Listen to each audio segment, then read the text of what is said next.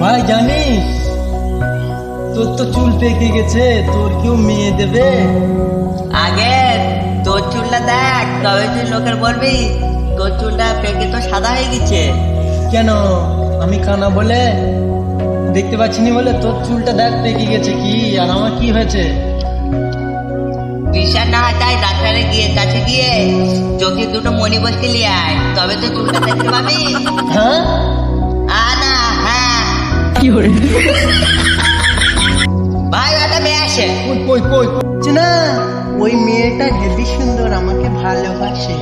আরে তুই তো কানা, তোর কি ভালোবাসে? আমি তো পরিষ্কার দেখতে পাচ্ছি নি, চোখ পুরো একদম এইচডি দেখা যাচ্ছে। তোর সাথে কেউ প্রেম করবে না, আমার সাথেই করবে। চ দেখা যাক। হ্যাঁ চ তাহলে দেখা যাক। চলো।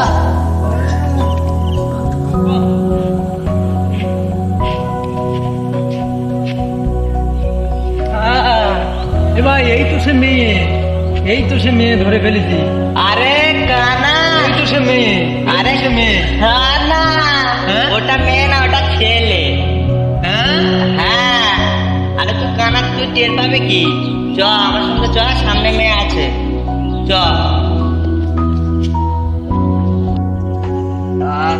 কই রে ভাই, বাড়ি যাবি নি?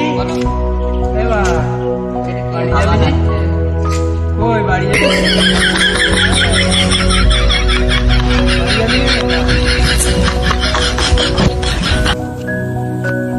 যেন ভূত দিচ্ছে, তুমি টের পাওনি? ও না, ও আমার একটা বন্ধু। বন্ধু বন্ধু বন্ধু। তুই আমার মারলে যে সোনা পাখি, তুমি কেন মারলে আমার? তোমার সোনা হও না? বন্ধু ভূত দিচ্ছে তা কিছু বলবে না?